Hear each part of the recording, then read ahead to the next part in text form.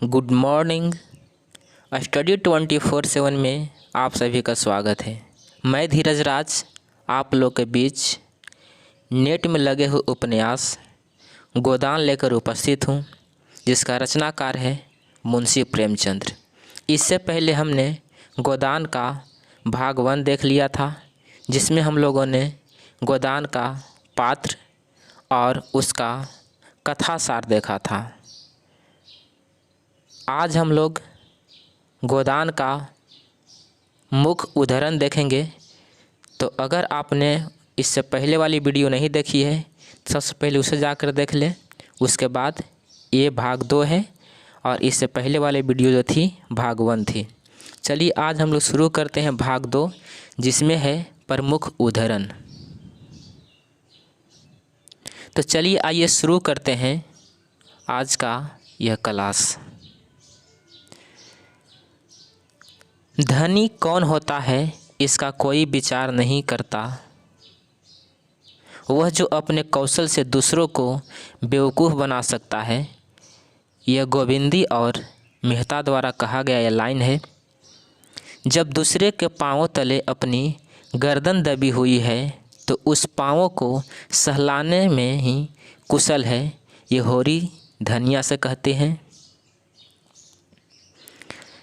विपन्नता के इस अथाह सागर में सुहाग की वह तृण था, जिसे पकड़े हुए वह सागर को पार कर रही थी। दरिद्रता में जो एक प्रकार की अदूरदर्शिता होती है वह है निर्जलता, जो तकाजे गाली और मार से भी भयभीत नहीं होती। उसने उसे प्रोत्साहित किया। बरसों से जो साध मन को आंदोलित कर रही थी उसने उसे विचलित कर दिया। आशा में कितनी सुधा है, कितना पक्का स्वार्थी होता है, इसमें संदेह नहीं। उसकी गांठ से रिश्वत के पैसे बड़ी मुश्किल से निकलते हैं। भाव ताव में भी वह चौकस होता है। ब्याज की एक एक पाई छुड़ाने के लिए वह महाजन की घंटों चिरौरी करता है। जब तक पक्का विश्वास न हो जाए वह किसी से फुसलाने में नहीं आता। लेकिन उसका संपूर्ण जीवन प्रकृति के अस्थायी सहयोग है। वृक्षों में फल लगते हैं, उन्हें जनता खाती है। खेती में अनाज होता है, वह संसार के काम आता है। गाय के थन में दूध होता है, वह खुद पीने नहीं जाती, दूसरे ही पीते हैं। मेघों से वर्षा होती है, उससे पृथ्वी तृप्त होती है। ऐसी संगति में कुत्सित स्वार्थ के लिए कहाँ स्थान। होरी किसान था और किसी के जलते हुए घर में हाथ सेकना उसने सीखा ही न था। आगे देखते हैं। संकट की चीज़ लेना पाप है, यह बात जन्म जमांतर से उसकी आत्मा का अंश बन गई थी। सेमरी और बेलारी दोनों अवध प्रांत के गांव हैं। होरी बेलारी में रहता है। राय साहब अमरपाल सिंह सेमरी में। संपत्ति और सह्रदता में बैर है। हम भी दान देते हैं, धर्म करते हैं, लेकिन जानते हो क्यों? केवल अपने बराबर वालों को नीचा दिखाने के लिए। हमारा दान और धर्म कोरा अहंकार है, विशुद्ध अहंकार। हम में से किसी पर डिग्री हो जाए, कुर्की आ जाए, बकाया मालगुजारी की इल्लत में हवालात हो जाए, किसी का जवान बेटा मर जाए, किसी की विधवा बहू निकल जाए, किसी के घर में आग लग जाए, कोई किसी बेश्या के हाथों उल्लू बन जाए या अपने असामियों के हाथों पीट जाए, तो उसके और सभी भाई उस पर हंसेंगे, बगले बजाएंगे, मानो सारे संसार की संपदा मिल गई है। और मिलेंगे तो इतने प्रेम से जैसे हमारे पसीने की जगह खून बहाने को तैयार है। राय साहब होरी से कहते हैं, मेरे दुख को दुख समझने वाला कोई नहीं। उनकी नज़रों में मुझे दुखी होने का कोई अधिकार ही नहीं है। मैं अगर रोता हूँ तो दुख की हंसी उड़ाता हूँ। मैं अगर बीमार होता हूँ तो मुझे सुख होता है। और अगर अपना ब्याह करके घर के कलह नहीं बढ़ाता तो यह मेरी निस्वार्थपरता है। अगर ब्याह कर लूँ तो वह तो विलासाधता होगी। अगर शराब नहीं पीता तो मेरी कंजूसी है। शराब पीने लगूँ तो वह प्रजा का रक्त होता है। राय साहब होरी से कहते हैं। आगे देखते हैं, गरीब में अगर ईर्ष्या या बैर है तो स्वार्थ के लिए या पेट के लिए। ऐसी ईर्ष्या और बैर को मैं क्षम्य समझता हूँ। हमारे मुंह की रोटी कोई छीन ले तो उसके गले में उंगली डालकर निकालना हमारा धर्म हो जाता है। अगर हम छोड़ दे तो देवता हैं। बड़े आदमियों की ईर्ष्या और बैर केवल आनंद के लिए है। हम इतने बड़े आदमी हो गए हैं कि हमें नीचता और कुटिलता में ही निस्वार्थ और परम आनंद मिलता है। राय साहब होरी से कहते हैं, दुनिया समझती है हम बड़े सुखी हैं। हमारे पास इलाके, महल, सवारियाँ, नौकर चाकर, कर्ज, वेश्याएँ क्यों नहीं है। लेकिन जिसकी आत्मा में बल नहीं, अभिमान नहीं, वह और चाहे कुछ हो आदमी नहीं है।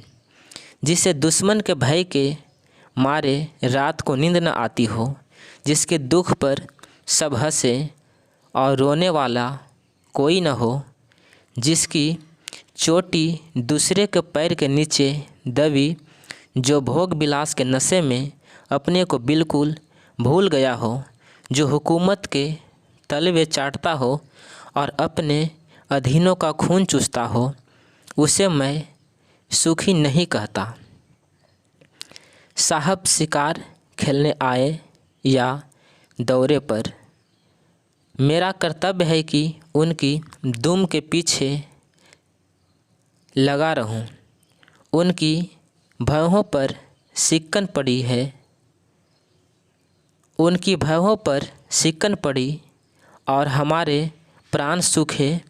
उन्हें प्रसन्न करने के लिए हम क्या नहीं करते। केवल अफसरों के सामने दुम हिला हिला कर किसी तरह अपने कृपा पात्र बने रहना और उनकी सहायता से अपनी प्रजा का आतंक जमाना ही हमारा उद्यम है। आगे देखते हैं, मैं तो कभी कभी सोचता हूँ कि अगर सरकार हमारे इलाके छीनकर हमें अपनी रोजी के लिए मेहनत करना सिखा दे तो हमारे साथ महान उपकार करे।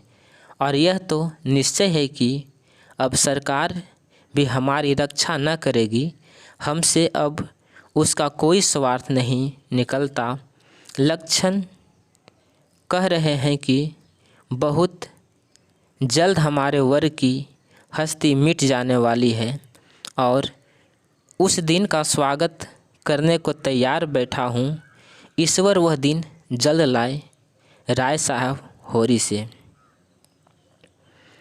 हमारी गर्दन दूसरे के पैरों के नीचे दबी हुई है।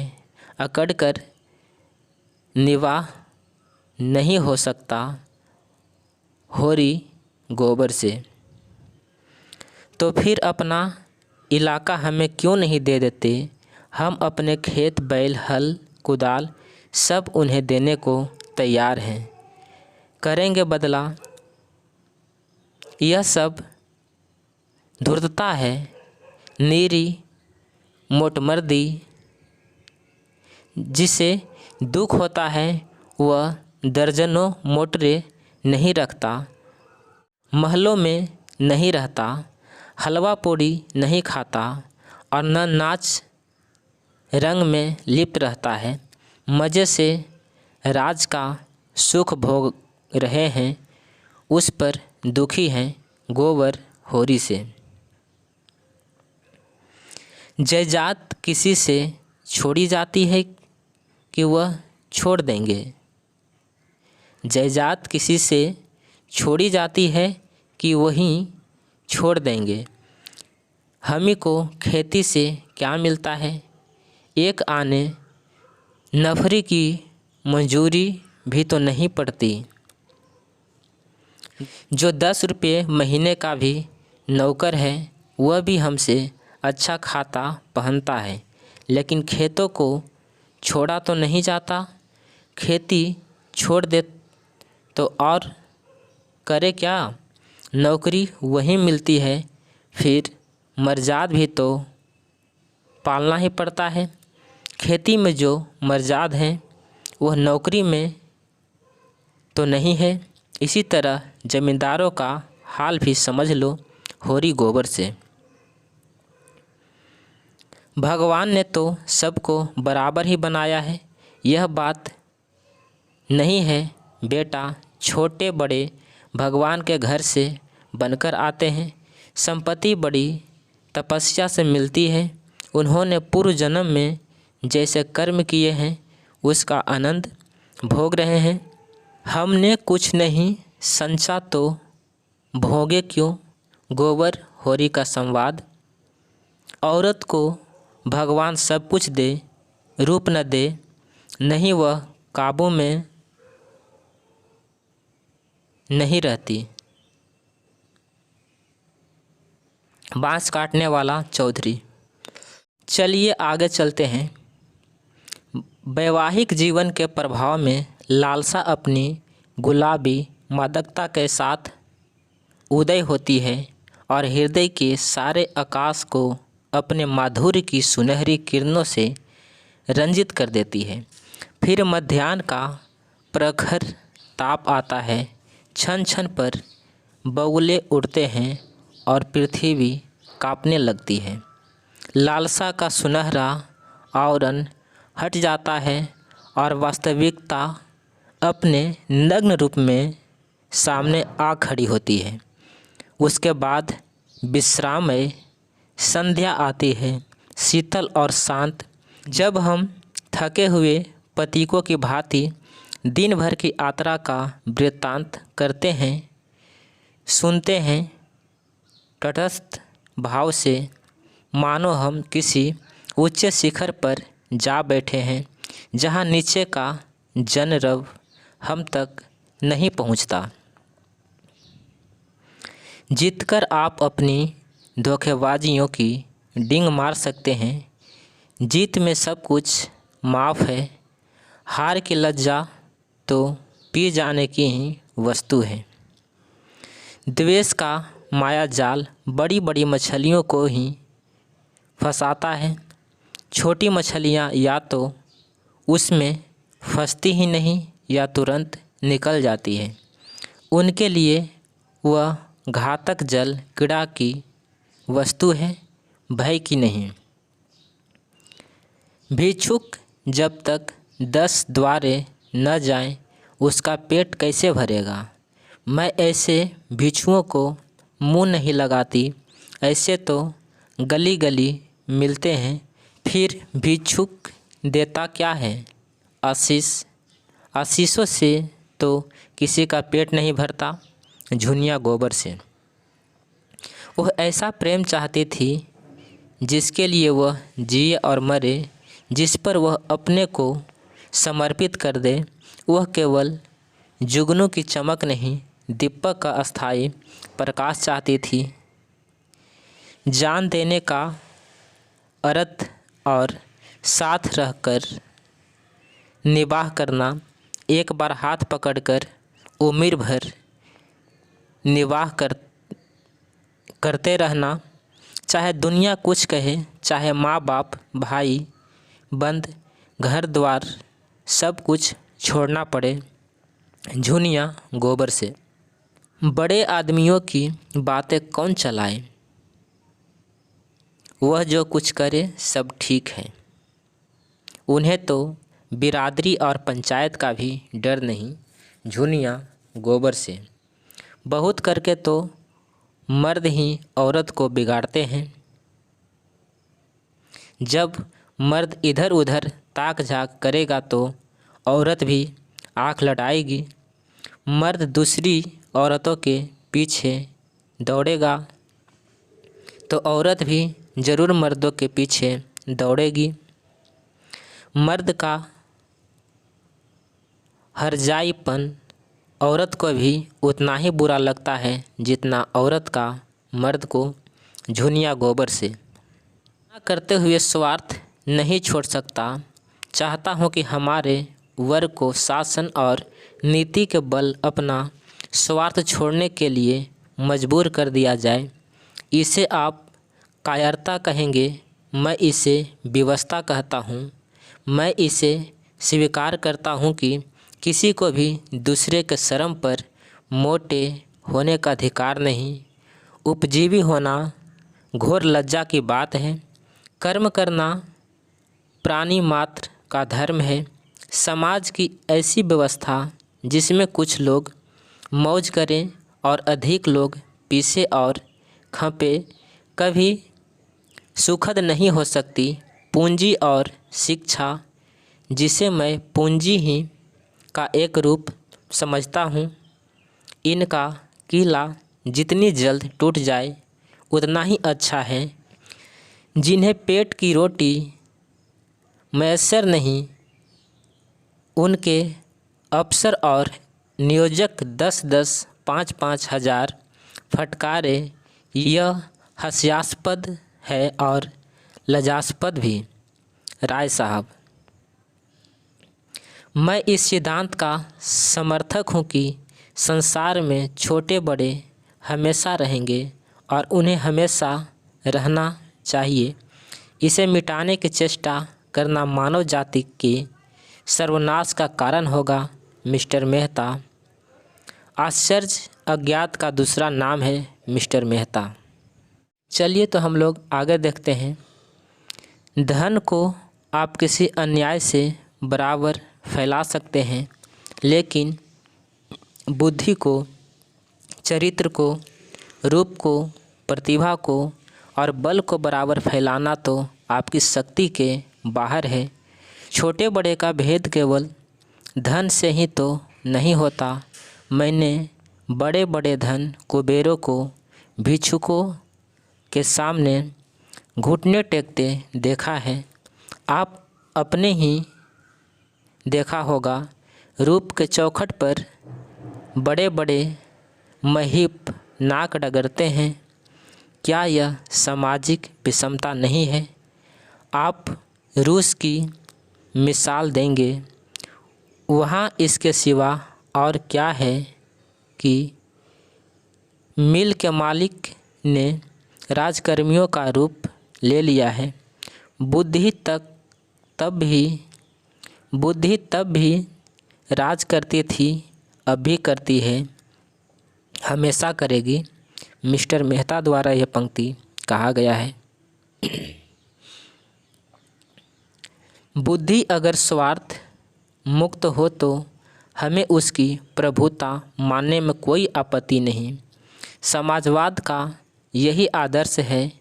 हम साधु महात्माओं के सामने इसीलिए सिर झुकाते हैं कि उनमें त्याग का बल है। इसी तरह हम बुद्धि के हाथ में अधिकार भी लेना चाहते हैं, सम्मान भी, नेतृत्व भी, लेकिन संपत्ति किसी तरह नहीं। बुद्धि का अधिकार और सम्मान व्यक्ति के साथ चला जाता है, लेकिन उसकी संपत्ति विष बोने के लिए उसके बाद और भी प्रबल हो जाती है। बुद्धि के बगैर किसी समाज का संचालन नहीं हो सकता। हम केवल इस बिच्छू का डंक तोड़ देना चाहते हैं। राय साहब लिखते तो वह लोग हैं जिनके अंदर कुछ दर्द है, अनुराग है, लगन है, जिन्होंने धन और भोग विलास को जीवन का लक्ष्य बना लिया। वह क्या लिखेंगे? संपादक पंडित ओंकारनाथ द्वारा यह पंक्ति कहा गया है। मेरे लिए धन केवल उस सुविधाओं का नाम है जिसमें अपना जीवन सार्थक कर सकूं। धन मेरे लिए बढ़ने और फलने फूलने वाली चीज़ नहीं, केवल साधन है। यह मिस्टर मेहता द्वारा कहा गया है। मुक्त भोग आत्मा के विकास में बाधक नहीं होता। विवाह तो आत्मा को और जीवन को पिंजरे में बंद कर देता है। यह पंक्ति मिस्टर मेहता द्वारा कहा गया। विवाह को मैं सामाजिक समझौता समझता हूँ और उसे तोड़ने का अधिकार न पुरुष को है न स्त्री को। समझौता करने के पहले आप स्वाधीन हैं। समझौता हो जाने के बाद आपके हाथ कट जाते हैं। मिस्टर मेहता द्वारा यह पंक्ति कहा गया है। आप श्रेष्ठ किसे समझते हैं, वैवाहिक जीवन को या अविवाहिक जीवन को?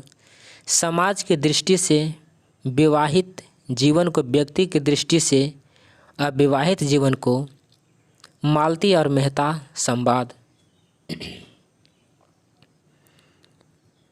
मैं उस आदमी को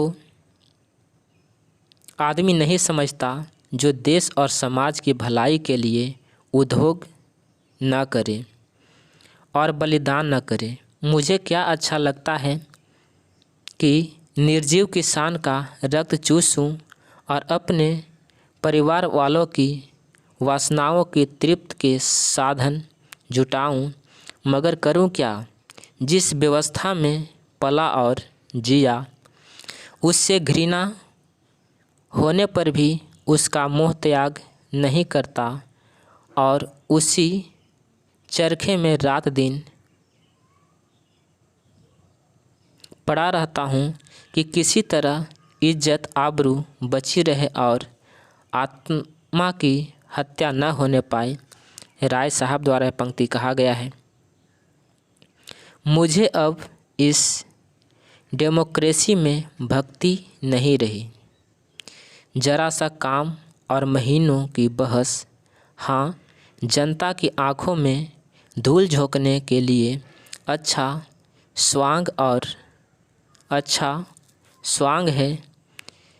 इससे तो अच्छा है कि एक गवर्नर रहे, चाहे वह हिंदुस्तानी हो या अंग्रेज। इससे बहस नहीं। एक इंजन जिस गाड़ी को बड़े मज़े से हज़ारों मील खींच ले जा सकता है, उसे 10,000 आदमी मिलकर भी उतनी तेज़ी से नहीं खींच सकते। मैं तो यह सारा तमाशा देखकर कौशल से बेजार हो गया हूँ। मेरा बस चले तो कौशल में आग लगा दूँ। जिसे हम डेमोक्रेसी कहते हैं, वह व्यवहार में बड़े बड़े व्यापारियों और ज़मींदारों का राज्य है और कुछ नहीं। चुनाव में वही बाजी ले जाता है जिसके पास रुपये हैं। रुपये के जोर से उसके लिए सभी सुविधाएं तैयार हो जाती हैं। बड़े बड़े पंडित, बड़े बड़े मौलवी, बड़े बड़े लिखने और बोलने वाले, जो अपनी जबान और कलम से पब्लिक को जिस तरफ चाहे फेर दे, सभी सोने के देवता के पैरों पर माथा रगड़ते हैं। मिर्ज़ा खुर्शीद के द्वारा यह पंक्ति कहा गया है।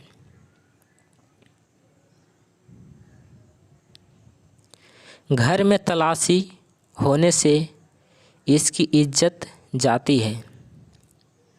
अपनी मेहरिया को सारे गांव के सामने तलियाने से इज्जत नहीं जाती।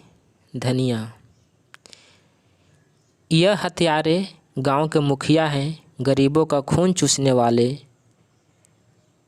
सूद ब्याज, टेढ़ी सवाई, नजराना, घूस घास, जैसे भी हो, घूस घास जैसे भी हो, गरीब को लूटो, उस पर सुराज चाहिए। जेल जाने से सुराज न मिलेगा, सुराज मिलेगा धर्म से, न्याय से। धनिया। हमको कुल प्रतिष्ठा इतनी प्यारी नहीं है महाराज कि उसके पीछे एक जीव की हत्या कर डालते। ब्याहता न सही पर उसकी बाह तो पकड़ी है, मेरे बेटे ने ही किस मुँह से निकाल देती। वही काम बड़े बड़े करते हैं, मुद्दा उनसे कोई नहीं बोलता, उन्हें कलंक ही नहीं लगता। धनिया दाता दिन से। पंचो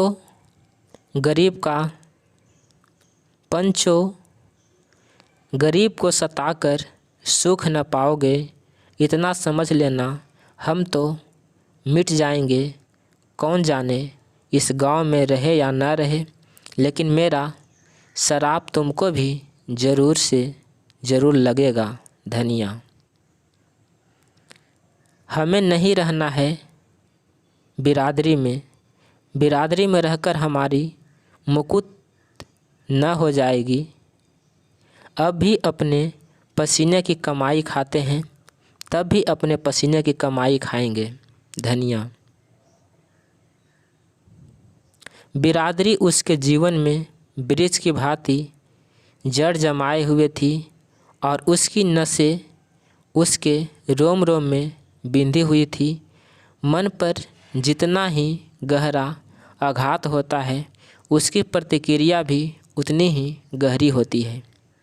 इन लोगों ने जितना घी खाया है, उतना अब हमें पानी भी मयस्सर नहीं। लोग कहते हैं भारत धनी हो रहा है, होता होगा। हम तो यही देखते हैं कि इन बूढ़ों जैसे जीवत के जवान भी आज मुश्किल से निकलेंगे। जनता। तो आगे देखते हैं। मेरे ज़हन में औरत वफ़ा और त्याग की मूर्ति है, जो अपनी बेजवानी से, अपनी कुर्बानी से अपने को बिल्कुल मिटाकर पति की आत्मा का एक अंश बन जाती है। देह पुरुष की रहती है पर आत्मा स्त्री की होती है। आप कहेंगे मर्द अपने को क्यों नहीं मिटाता, औरत से ही क्यों उसकी आशा करता है। मर्द में वह सामर्थ्य ही नहीं है। वह अपने को मिटाएगा तो शून्य हो जाएगा। वह किसी खो में जा बैठेगा और सर्वात्म में मिल जाने का स्वप्न देखेगा। वह तेज प्रधान जीव है। वह अहंकार में यह समझकर कि वह ज्ञान का पुतला है, सीधा ईश्वर में लीन होने की कल्पना किया करता है। स्त्री पृथ्वी की भांति धैर्यवान है, शांति संपन्न, सहिष्णु है। पुरुष में नारी के गुण आ जाते हैं तो वह महात्मा बन जाता है। नारी में पुरुष के गुण आ जाते हैं तो वह उल्टा हो जाती है। मेहता मिर्ज़ा खुर्शीद से। आपके पास दान देने के लिए दया है, श्रद्धा है, त्याग है। पुरुष के पास दान के लिए क्या है? वह देवता नहीं, लेवता है। वह अधिकार के लिए हिंसा करता है, संग्राम करता है, कलह करता है। मेहता का भाषण।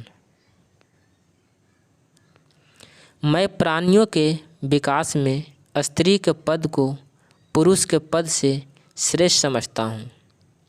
उसी तरह जैसे प्रेम और त्याग और श्रद्धा को हिंसा और संग्राम और कलह से श्रेष्ठ समझता हूँ।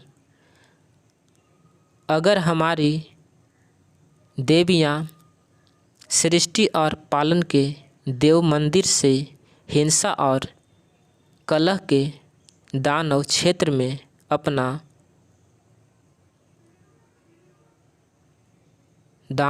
में आना चाहती है तो उससे समाज का कल्याण न होगा।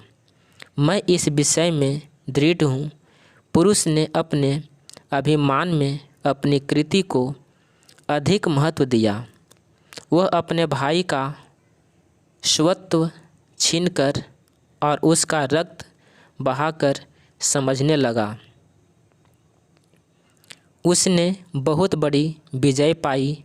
जिन शिशुओं को देवियों ने अपने रक्त से सिरजा और पाला, उन्हें बम और मशीन गन और शस्त्रों टैंकों का शिकार बनाकर वह अपने को विजेता समझता है। और जब हमारे ही माताएं उसके माथे पर केसर का तिलक लगाकर और उसे अपनी आशीषों का कवच पहनाकर हिंसा क्षेत्र में भेजती है, तो आश्चर्य है कि पुरुष ने विनाश को ही संसार के कल्याण की वस्तु समझा और उसकी हिंसा प्रवृत्ति दिन दिन बढ़ती गई। और आज हम देख रहे हैं कि यह दानवता प्रचंड होकर समस्त संसार को रौंदती, प्राणियों को कुचलती, हरी भरी खेतियों को जलाती और गुलजार बस्तियों को वीरान करती चली जाती है। मेहता का भाषण। मैं उन लोगों में नहीं हूँ जो कहते हैं स्त्री और पुरुष के समान शक्तियाँ हैं, समान प्रवृत्तियाँ हैं, उनमें कोई विभिन्नता नहीं है। उससे भयंकर असत्य की मैं कल्पना नहीं कर सकता हूँ। यह वह असत्य है जो युग युगांतर से संचित अनुभव को उसी तरह ढक लेना चाहता है जैसे बादल का एक टुकड़ा सूरज को ढक लेता है। मैं आपको सचेत किए देता हूँ कि आप इस जाल में न फंसे। स्त्री से पुरुष उतनी ही श्रेष्ठ है जितना प्रकाश अंधेरे से। मनुष्य के लिए क्षमा और त्याग, अहिंसा जीवन के उच्चतम आदर्श है। नारी इस आदर्श को प्राप्त कर चुकी है। पुरुष धर्म और अध्यात्म और ऋषियों का आश्रय लेकर उस लक्ष्य पर पहुंचने के लिए सदियों से जोर मार रहा है पर सफल नहीं हो सका। मैं कहता हूँ उसका सारा अध्यात्म और योग एक तरफ और नारियों का त्याग एक तरफ। मेहता का भाषण। पुरानी बात भी आत्मबल के साथ कही जाती है तो नई हो जाती है। राय साहब। पुरुष कहता है जितने दार्शनिक और वैज्ञानिक आविष्कार हुए हैं वो सब पुरुष थे। जितने बड़े बड़े महात्मा हुए हैं वो सब पुरुष थे। सभी योद्धा, सभी राजनीति के आचार्य, बड़े बड़े नाविक, बड़े बड़े सब कुछ पुरुष थे। लेकिन इन बड़ों बड़ों के समूह ने मिलकर किया क्या? महात्माओं और धर्म प्रवर्तकों ने संसार में रक्त की नदियाँ बहाने और वैमनस्य की आग भड़काने के सिवा और क्या किया? योद्धाओं ने भाइयों की गर्दन काटने के सिवा और क्या यादगार छोड़ी? राजनीतिज्ञों की निशानी अब केवल लुप्त साम्राज्यों के खंडहर रह गए हैं और आविष्कारों ने मनुष्य को मशीन का गुलाम बना देने के सिवा और क्या समस्या हल कर दी? पुरुषों की रची हुई इस संस्कृति में शांति कहाँ है? सहयोग कहाँ है? मेहता का भाषण। मैं नहीं कहता देवियों को विद्या की ज़रूरत नहीं है और पुरुष से अधिक। मैं नहीं कहता देवियों को शक्ति की ज़रूरत नहीं है और पुरुष से अधिक। लेकिन वह विद्या और वह शक्ति नहीं जिससे पुरुष के संसार को हिंसा क्षेत्र बना डाला है। अगर वही विद्या और शक्ति आप ही ले लेंगी तो संसार मरुस्थल हो जाएगा। आपकी विद्या और आपका अधिकार हिंसा और विध्वंस में नहीं, दृष्टि और पालन में है। क्या आप समझती हैं? वोटों से मानव जाति का उद्धार होगा या दफ्तर में और अदालत में जबान और कलम चलाने से? इन नकली अप्राकृतिक विनाशकारी अधिकार के लिए आप वह अधिकार छोड़ देना चाहती हैं जो आपको प्राकृतिक ने दिया है। मेहता का भाषण। वोट नए युग का माया जाल है, मरीचिका है, कलंक है, धोखा है। उसके चक्कर में पड़कर आप न इधर की होंगी न उधर की। कौन कहता है कि आपका क्षेत्र संकुचित है और उसमें आपको अभिव्यक्ति का अवकाश नहीं मिलता? अब सभी हमारे मनुष्य हैं, पीछे और कुछ हमारा जीवन, हमारा घर है, वही हमारी सृष्टि होती है, वही हमारा पालन होता है, वही जीवन के सारे व्यापार होते हैं। अगर वह क्षेत्र परिमित है तो अपरिमित कौन सा क्षेत्र है? क्या वह संघर्ष जहाँ संगठित अपहरण है?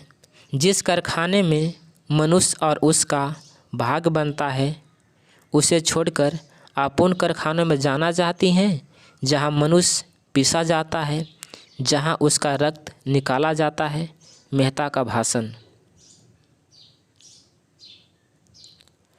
मुझे खेद है, हमारी बहनें पश्चिम का आदर्श ले रही हैं, जहाँ नारी ने अपना पद खो दिया है और स्वामिनी से गिरकर विलास की वस्तु बन गई है।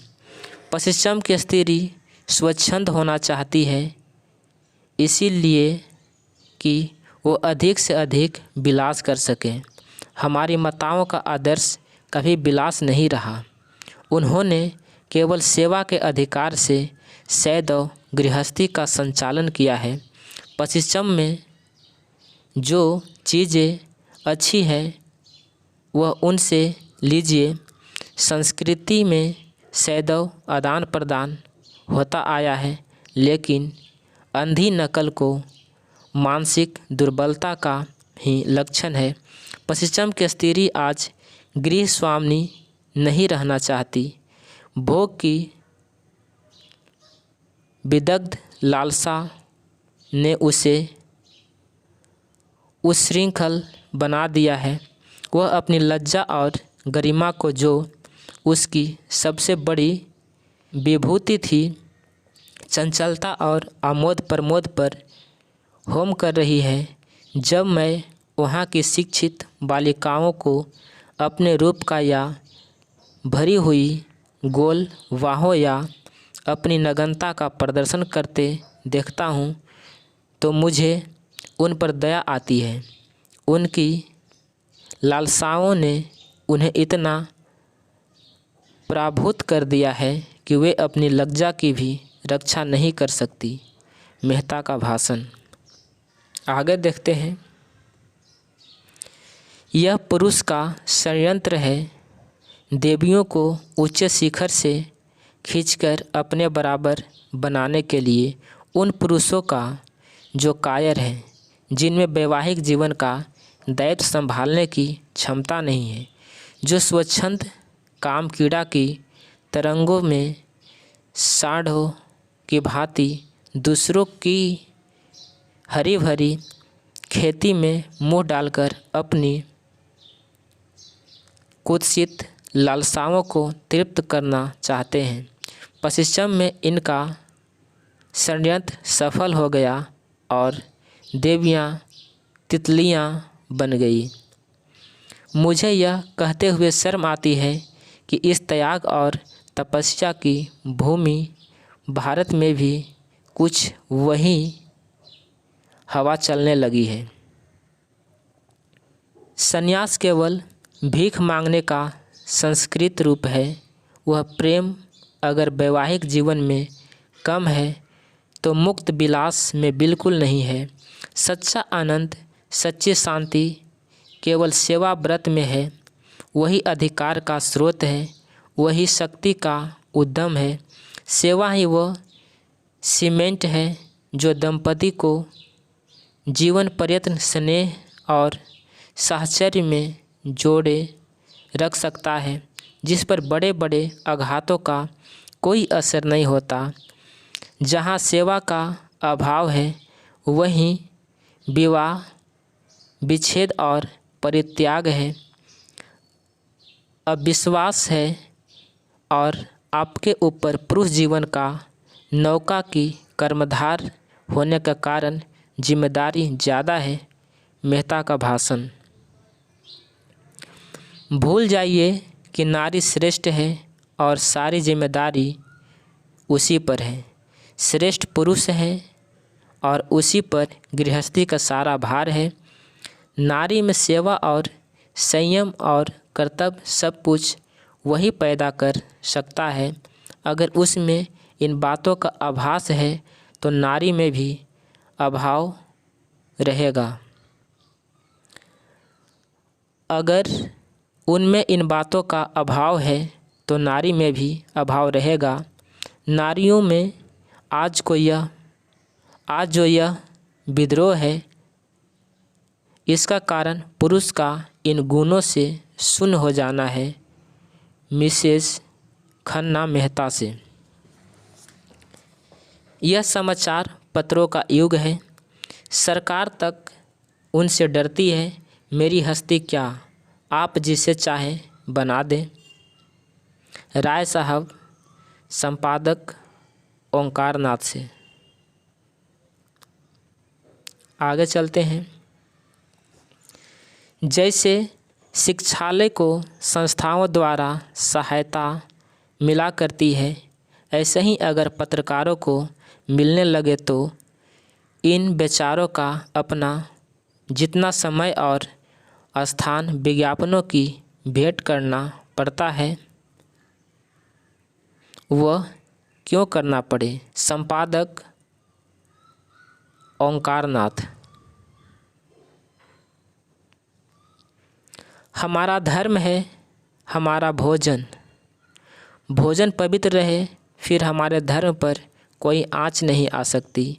रोटियां ढाल बनकर अधर्म से हमारी रक्षा करती है। माता दीन। कहाँ है इस गांव में मजूरी, और कौन मुँह लेकर मजूरी करोगे। महतो नहीं कहलाते। धनिया होरी से।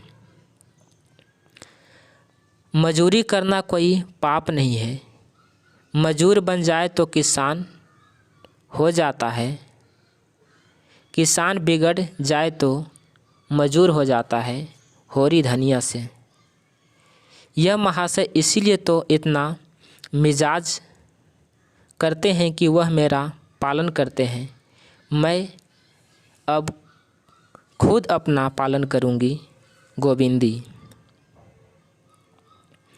जिसे संसार दुख कहता है वही कवि के लिए सुख है। धन और ऐश्वर्य, रूप और बल, विद्या और बुद्धि, ये विभूतियाँ संसार को चाहे कितना ही मोहित कर ले, कवि के लिए यहाँ जरा भी आकर्षण नहीं है। उसके मोद और आकर्षण की वस्तु तो बुझी हुई आशाएं और मिटी हुई स्मृतियाँ और टूटे हुए हृदय के आंसू हैं।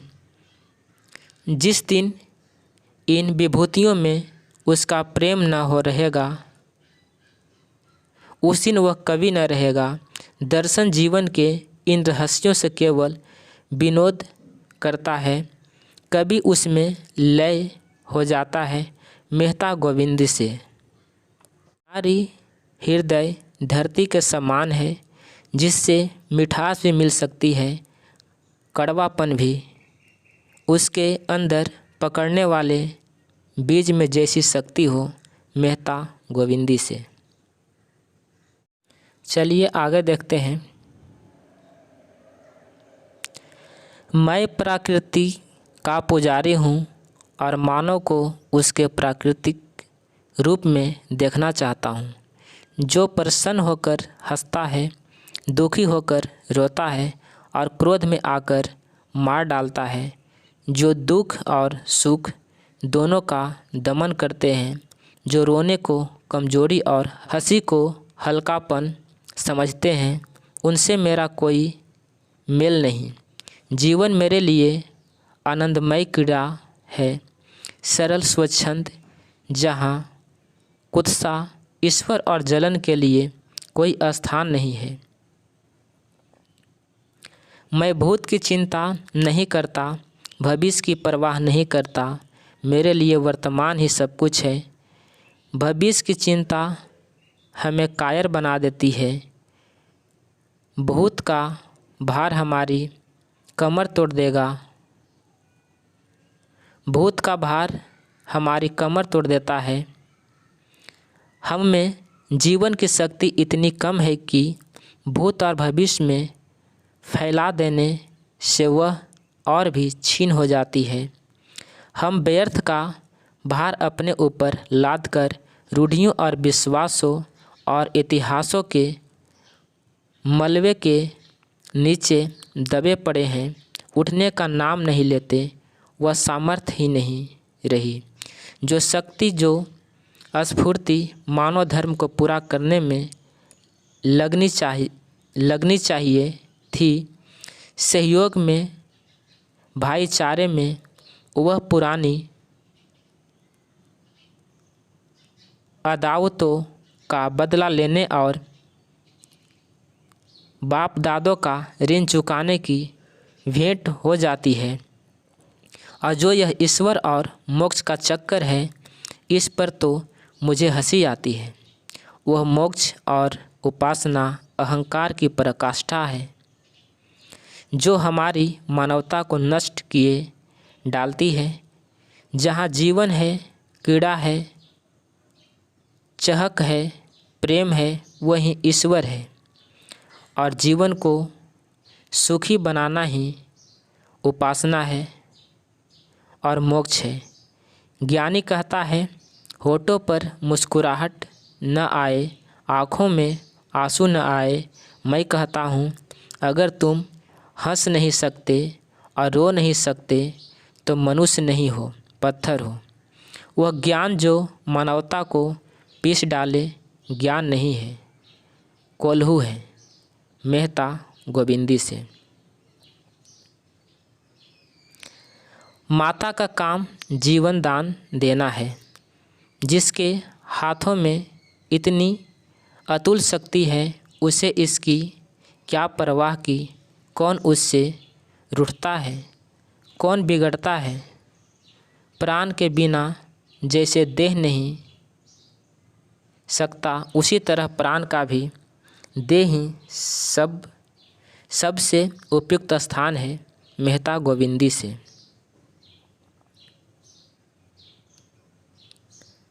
नारी केवल माता है और इसके उपरांत वह जो कुछ है वह सब मातृत्व का उपक्रम मात्र। मातृत्व संसार की सबसे बड़ी साधना, सबसे बड़ी तपस्या, सबसे बड़ा त्याग, सबसे महान विजय है। एक शब्द में उसे लय कहूँगा। जीवन का व्यक्तित्व का और नारीत्व का भी। मेहता गोविंदी से। यह ऊपरी आमदनी की चाट आदमी को खराब कर देती है ठाकुर, लेकिन हम लोगों की आदत कुछ ऐसी बिगड़ गई है कि जब तक बेईमानी न करे पेट ही नहीं भरता। गोबर झिंगुरी से। रुपये हो तो न हुक्का पानी का काम है, न जात बिरादरी का, दुनिया पैसे की है, हुक्का पानी कोई नहीं पूछता। गोबर होरी से। गर्मी उन्हें होती है जो 1 के 10 लेते हैं। हम तो मजूर हैं, हमारी गर्मी पसीने के रास्ते बह जाती है।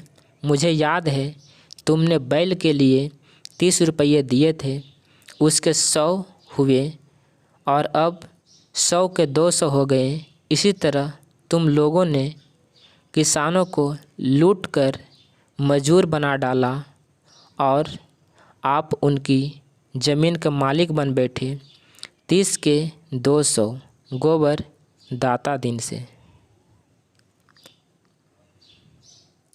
पाँव में एक बार ठोकर लग जाने के बाद किसी कारण से बार बार ठोकर लगती है और कभी कभी अंगूठा पक जाता है और महीनों कष्ट देता है।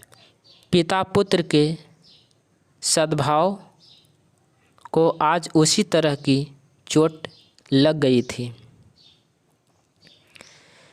डरपोक प्राणियों में सत्य भी गूंगा हो जाता है। वही सीमेंट जो ईंट पर चढ़कर पत्थर हो जाता है, मिट्टी पर चढ़ा दिया जाए तो मिट्टी हो जाता है। पालने में तुम्हारा क्या लगा? पालने में तुम्हारा क्या लगा? जब तक बच्चा था दूध पिला दिया, फिर लवारिस की तरह छोड़ दिया। जो सबने खाया वही मैंने खाया।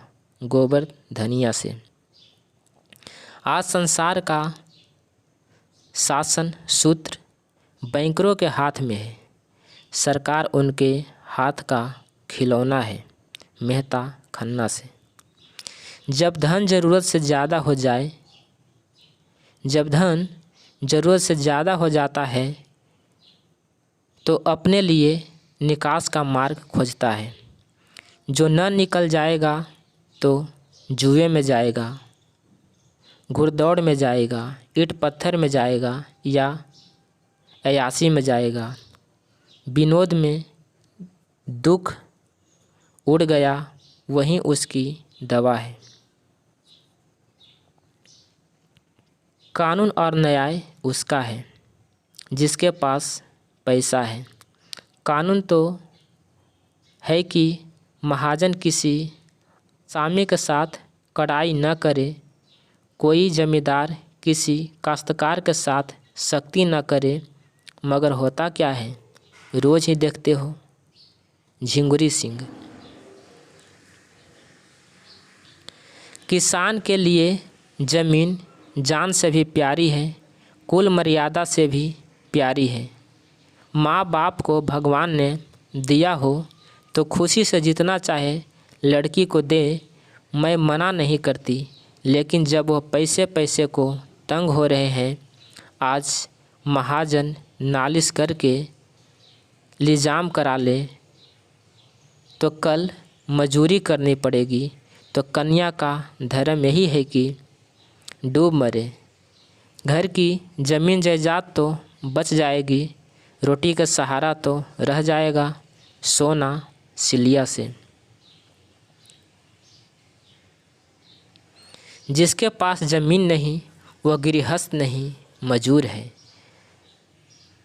जब हम अपने किसी प्रियजन पर अत्याचार करते हैं और जब विपत्ति आ पड़ने से हम में इतनी शक्ति आ जाती है कि उसकी तीव्र व्यथा का अनुभव करें, तो उसके हमारी आत्मा में जागृति का उदय हो जाता है और हम उस बेजा व्यवहार का प्रायश्चित करने के लिए तैयार हो जाते हैं।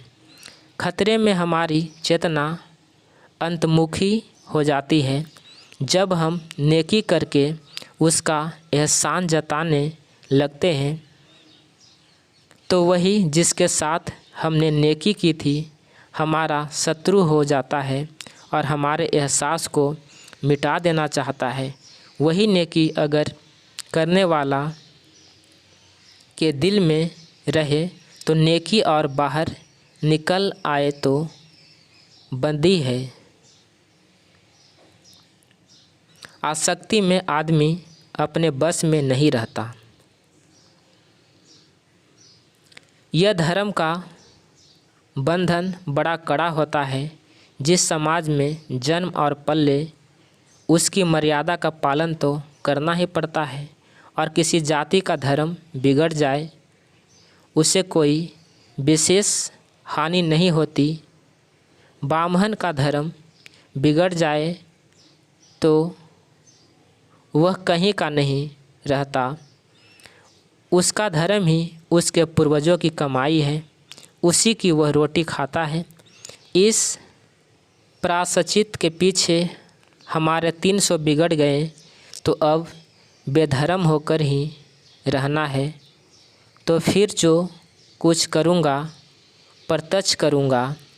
समाज के नाते आदमी का अगर कुछ धर्म है तो मनुष्य के नाते भी तो उसका कुछ धर्म है। समाज धर्म पालने से समाज आदर करता है, मगर मनुष्य धर्म पालने से तो ईश्वर प्रसन्न होता है, माता दिन दाता दिन से। ईश्वर की कल्पना का एक ही उद्देश्य उनकी समझ में आता है, और वह था मानव जाति का एकता, एकात्मवाद या सर्वात्मवाद या अहिंसा। तत्व को अब आध्यात्मिक दृष्टि से नहीं भौतिक दृष्टि से देखते हैं। यद्यपि इन तत्वों के इतिहास के किसी काल में भी आधिपत्य नहीं रहा, फिर भी मनुष्य जाति के सांस्कृतिक विकास में उनका स्थान बड़े महत्व का है। मानव समाज की एकता में मेहता का दृढ़ विश्वास था। पुरुष निर्दयी है माना, लेकिन है तो इन्हीं माताओं का बेटा। क्यों माता ने पुत्र को ऐसी शिक्षा नहीं दी कि वह माता की स्त्री जाति की पूजा करता? इसीलिए कि माता को यह शिक्षा देनी नहीं आती, इसीलिए कि उसने अपने को इतना मिटाया कि उसका रूप ही बिगड़ गया, उसका व्यक्तित्व ही नष्ट हो गया। नहीं, अपने को मिटाने से काम न चलेगा। नारी को समाज कल्याण के लिए अपने अधिकारों की रक्षा करनी पड़ेगी। उसी तरह जैसे इन किसानों को अपनी रक्षा के लिए इस देवत्व का कुछ त्याग करना पड़ेगा। मालती का चिंतन। अज्ञान की भांति ज्ञान की सरल निष्कपट एवं सुनहले स्वप्न देखने वाला होता है। मानवता में उसका विश्वास इतना दृढ़, इतना सजीव होता है कि वह इसके विरुद्ध व्यवहार को अमानुषीय समझने लगता है। वह यह भूल जाता है कि भेड़ियों ने भेड़ों की निरीहता का जवाब सैकड़ों पंजे और दांतों से दिया है। वह अपना एक आदर्श संसार बनाकर उसको आदर्श मानवता से आबाद करता है और उसी में मग्न रहता है। अर्थार्थता कितनी अगम्य, कितनी दुर्बोध, कितनी अप्राकृतिक है, उसकी ओर विचार करना उसके लिए मुश्किल हो जाता है। जिसे सच्चा प्रेम कह सकते हैं, केवल एक बंधन में बंध जाने के बाद ही पैदा हो सकता है। इसके पहले जो प्रेम होता है वह तो रूप की आसक्ति मात्र है, जिसका कोई टिकाव नहीं। मगर इसके पहले यह निश्चित तो कर लेना ही था, जो पत्थर साहचर्य के खराद पर चढ़ेगा उसमें खरादे जाने की क्षमता है भी या नहीं। सभी पत्थर तो खराद पर चढ़कर सुंदर मूर्ति नहीं बन जाए। प्रकृति से स्पर्श होते ही जैसे मुझ में नया जीवन सा आ जाता है, नस नस में स्फूर्ति छा जाती है। एक एक पक्षी, एक एक पशु जैसे मुझे आनंद का निमंत्रण देता हुआ जान पड़ता है, मानो भूले हुए सुखों की याद दिला रहा हो। यह आनंद मुझे और कहीं नहीं मिलता। मालती संगीत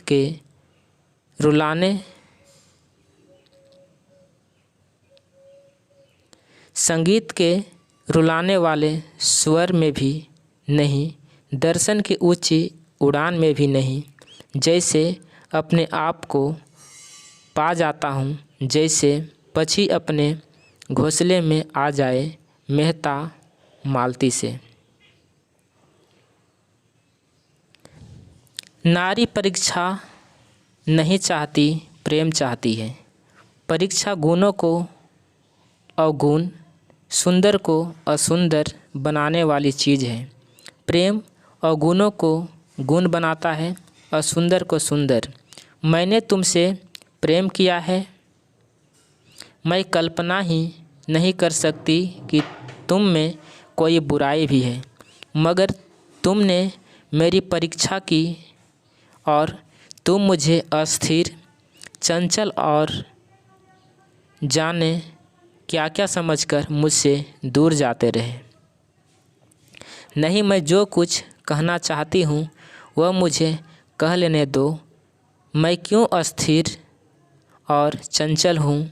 इसीलिए कि मुझे वह प्रेम नहीं मिला जो मुझे अस्थिर और अचंचल बनाता। अगर तुमने मेरे सामने उसी तरह आत्मसमर्पण किया होता जैसे मैंने तुम्हारे सामने किया है, तो तुम आज मुझ पर यह आक्षेप न रखते। मालती मेहता से।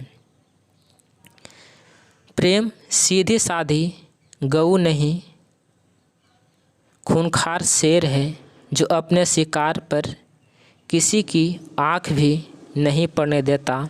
मेहता मालती से।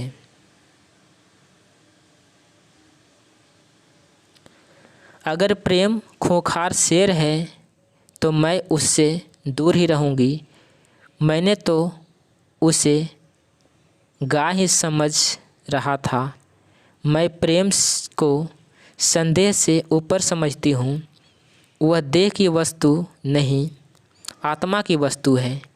संदेह का वहाँ जरा भी स्थान नहीं, और हिंसा तो संदेश का ही परिणाम है। वह संपूर्ण आत्मा समर्पण है। उसके मंदिर में तुम परीक्षक बनकर नहीं, उपासक बनकर ही वरदान पा सकते हो। मालती मेहता से। छात्र को पुस्तकों से प्रेम हो सकता है और हो जाता है, लेकिन वह पुस्तक के उन्हीं भागों पर ज़्यादा ध्यान देता है जो परीक्षा में आ सकते हैं। उसकी पहली गरज परीक्षा में सफल होना है, ज्ञानार्जन इसके बाद।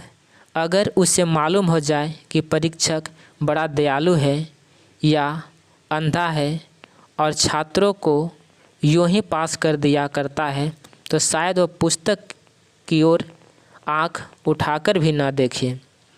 हम जिसके लिए त्याग करते हैं उससे किसी बदले की आशा न रहकर भी उसके मन पर शासन करना चाहते हैं, चाहे वह शासन उन्हीं के हित के लिए हो।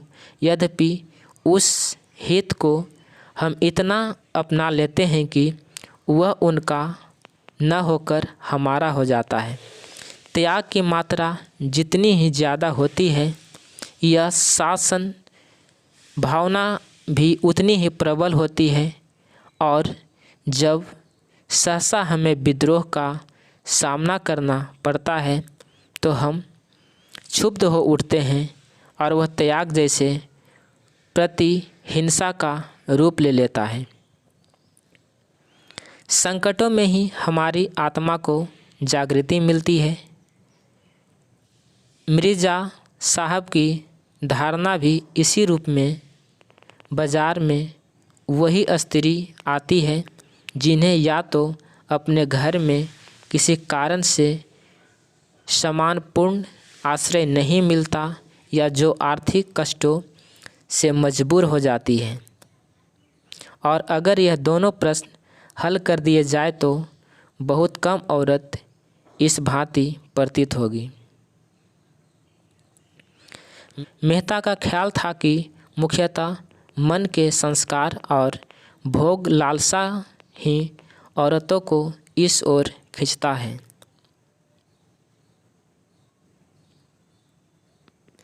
हर एक कौम में एक ऐसी चीज़ होती है जिसे उसकी आत्मा कह सकते हैं असमत सतीत्व। हिंदुस्तानी तहजीब की आत्मा है मिर्ज़ा खुर्शीद।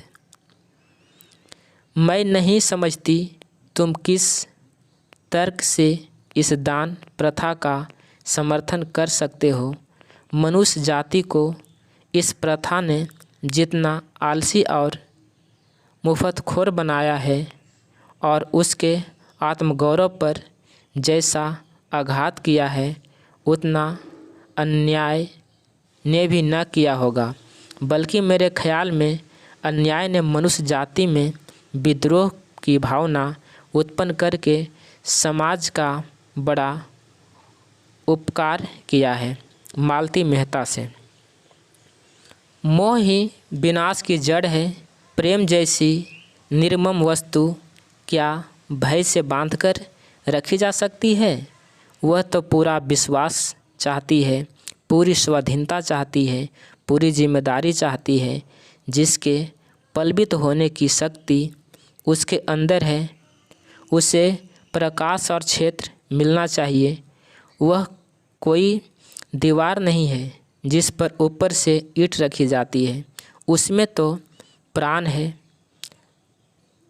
फैलने की असीम शक्ति है। तुमसे ज़्यादा निकट संसार में मेरा कोई दूसरा नहीं है। मैंने बहुत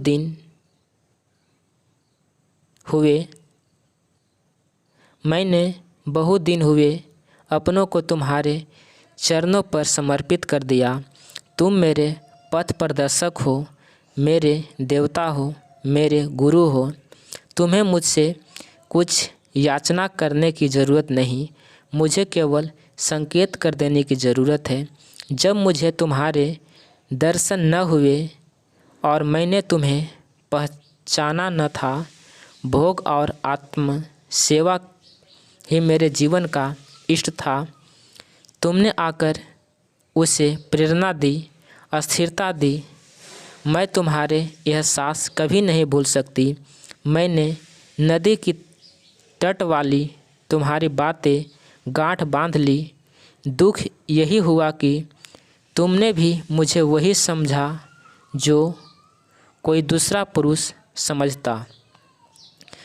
जिसकी मुझे तुमसे आशा न थी उसका दायित्व मेरे ऊपर है, यह मैं जानती हूँ।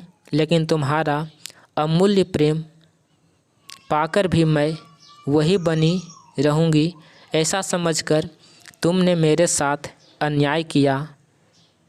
मैं इस समय कितने गर्व का अनुभव कर रही हूँ यह तुम नहीं समझ सकते। तुम्हारा प्रेम और विश्वास पाकर अब मेरे लिए कुछ भी शेष नहीं रह गया है। यह वरदान मेरे जीवन को सार्थक कर देने के लिए काफ़ी है। यह मेरी पूर्णता है। मालती मेहता से।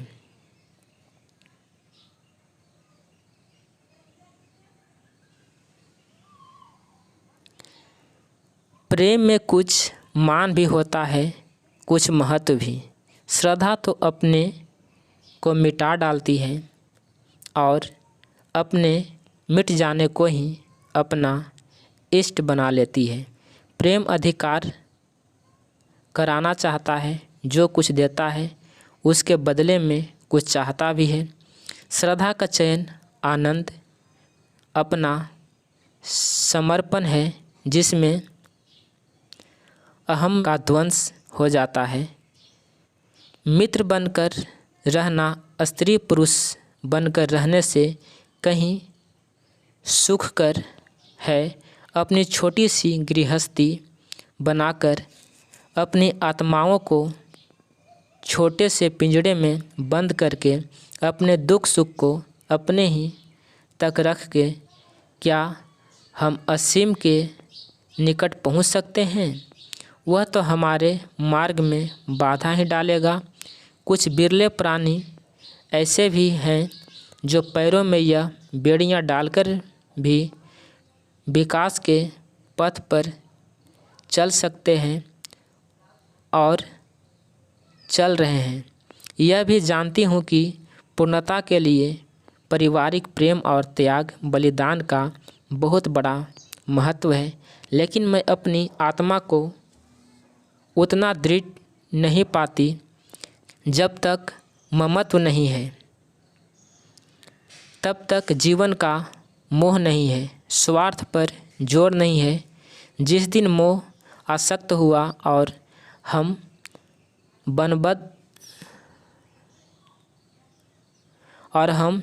बंधन में पड़े, उस क्षण हमारा मानवता का क्षेत्र सिकुड़ जाएगा। नई नई जिम्मेदारियां आ जाएगी और हमारी सारी शक्ति उन्हीं को पूरा करने में लगेगी। तुम्हारे जैसे विचारवान प्रतिभाशाली मनुष्य की आत्मा को मैं इस कारागार में बंदी नहीं करना चाहती। अभी तक तुम्हारा जीवन यज्ञ था, जिसमें स्वार्थ के लिए बहुत थोड़ा स्थान था। मैं उसको नीचे की ओर न ले जाऊंगी। संसार को तुम जैसे साधकों की ज़रूरत है, जो अपनेपन को इतना फैला दे कि सारा संसार अपना हो जाए। संसार में अन्याय की, आतंक की, भय भी दुहाई मची हुई है। अंधविश्वास का कपट, धर्म का स्वार्थ का प्रकोप छाया हुआ है। तुमने वह आर्त पुकार सुनी है, तुम भी न सुनोगे तो सुनने वाला कहाँ से आएंगे? अपनी विद्या और बुद्धि को, अपनी जागी हुई मानवता को और भी उत्साह और जोर के साथ उसी रास्ते पर ले जाओ। मैं भी तुम्हारे पीछे पीछे चलूँगी। अपने जीवन के साथ मेरा जीवन भी सार्थक कर दो, मेरा तुमसे यही आग्रह है। मालती मेहता से। पर्दा होता है हवा के लिए, आंधी में पर्दे उठा के रख दिए जाते हैं कि आंधी के साथ उड़ न जाए। यही मर्द का धर्म है, जिसकी बाँह पकड़ी उसे क्या छोड़ना होरी। संसार में गऊ बनने से काम नहीं चलता। जितना दबो उतना ही लोग दबाते हैं। थाना, पुलिस, कचहरी, अदालत सब हैं हमारी रक्षा के लिए, लेकिन रक्षा कोई नहीं करता। चारों तरफ लूट है। जो गरीब है, बेकस है, उसकी गर्दन काटने के लिए सभी तैयार रहते हैं। भगवान न करे कोई बेईमानी करे, यह बड़ा पाप है। लेकिन अपने हक और न्याय के लिए न लड़ना उससे भी बड़ा पाप है। राम सेवक, यहाँ तो जो किसान है वह सबका नरम चारा है। पटवारी को नजराना और दस्तूरी न दे तो गांव में रहना मुश्किल, जमींदार के चपरासी और कारिंदों का पेट न भरे तो निवाह न हो। थानेदार और कानीस्टेबल तो जैसे उसके दामाद हैं। जब उनका दौरा गांव में हो जाए, किसान का धर्म है वह उनका आदर सत्कार करे, नगर न्याज दे, नहीं एक रिपोर्ट में गांव का गांव बंध जाए। कभी कानूनगो आते हैं, कभी तहसीलदार, कभी डिप्टी, कभी जज, कभी कलेक्टर, कभी कमिश्नर, राम सेवक। पतन की वह इंतहा है जब आदमी शर्म और इज्जत को भी भूल जाता है। जिसे पेट को रोटी समयसर नहीं, उसके लिए मर्यादा और इज्जत सब ढोंग है। औरों की तरह तुमने दूसरों का गला दबाया होता, उनकी जमा मारी होती तो तुम भी भले आदमी होते। तुमने कभी नीति को नहीं छोड़ा, यह उसी का दंड है। तुम्हारी जगह मैं होता तो या जेल में होता या फांसी पर गया होता गोबर होरी से।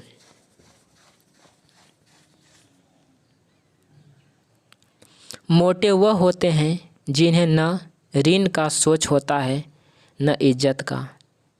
इस ज़माने में मोटा होना बेहाई है।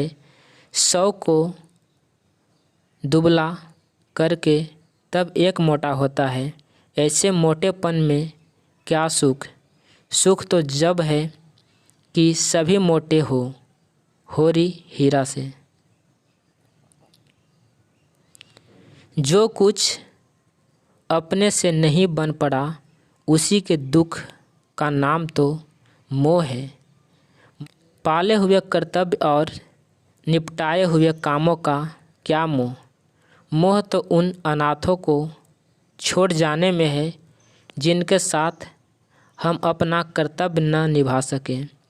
उन अधूरे मंसूबों में है जिन्हें हम न पूरा कर सकें। तो इस प्रकार से हम लोगों ने 2 भाग में गोदान उपन्यास को कंप्लीट किया।